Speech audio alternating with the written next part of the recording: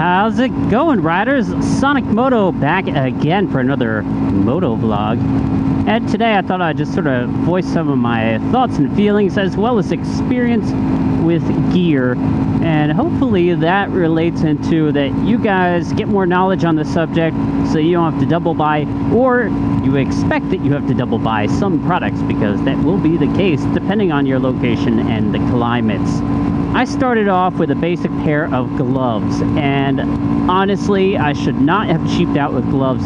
It really does count to get a good set of gloves. Right now, I have in my hands about a $90 set of gloves. Now, you don't have to spend that much. You can get a $50 glove on sale and still be well protected, but about $100 is what you should be paying for a good quality set of gloves. Now, I've had 2 sets of gloves, including these, and I would honestly recommend something that has like a gauntlet style, a longer cuff glove. The reason being is that, well, most of the sleeves on your jacket's going to be a little bit short. You're going to get sunburn in the summer months, and if you have the longer cuff gloves, you're also going to have more protection on your wrist as well. So I do recommend getting something along those lines. That is something that I have failed to get throughout my purchases, and I will be upgrading one day once budget allows. Now think about your weather when it comes to these gloves, because you can get gloves that are perforated, or you can get ones that are really, really warm. It just depends on your location as well as the time of year that you're going to be riding, because I've got to get a set of winter gloves when it comes down to it. Or I can just run the heated grips. They work very well, but the backhands still get cold. For those that don't have heated grips, you'll absolutely want winter gloves, and if you're in the location where you get from the colds to the hots, like North Carolina, you want something really well ventilated, like these Dainese MiG C2s. They're quite well ventilated. I think they could be a little bit better ventilated, but I'm very happy with them nonetheless. Jackets. Most people think, hey, I gotta get a motorcycle jacket, and that's a great thought, because you have to have a motorcycle jacket if you want to be safe.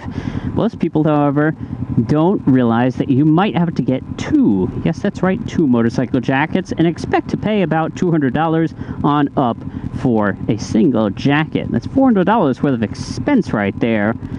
Yeah, motorcycles, they're expensive. I'll tell you that right up front. When I started out, I had the Cortec GX Sport 3.0, and a lot of people that I ride with have the 4.0, and they're very, very happy with it. Now it's about a 3-season jacket. It will get you into the really hot seasons. It's got a lot of vents that you can open up, so it breathes really well, but it doesn't breathe as well as something like an air jacket, something what is known as mesh jackets. Mesh jackets are what I'm wearing right now, an Alpine Stars TGP Pro R V2. Air jackets have a lot of airflow for one reason only: to keep you cool and well vented in those hot, humid summer months. In North Carolina, you get that. We're already starting to head up into those. Right now it's like 80 degrees outside, and the humidity will only climb with that in time. On the opposite side of the spectrum, you're going to want to get something like a winter jacket. Now, I will honestly say that the Cortec GX Sport 3 did quite well at keeping me warm throughout winter. So if you're looking at something around $300, or if you can get the last version like the 3.0 over the 4.0, and you can deal with the zipper malfunctions and their lack of support, well then that might be something to go with.